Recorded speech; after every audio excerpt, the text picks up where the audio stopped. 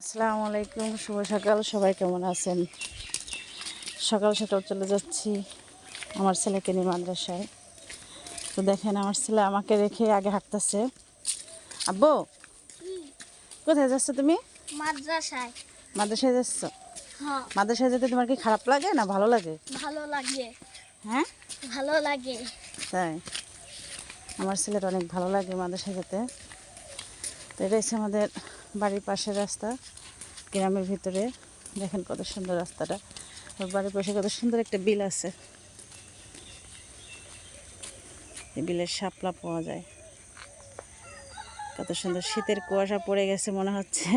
শাপলা ফুল আগে পদ্ম ফুল হইতো। হ্যাঁ, যে কত সুন্দর একটা দৃশ্য। দেখেন,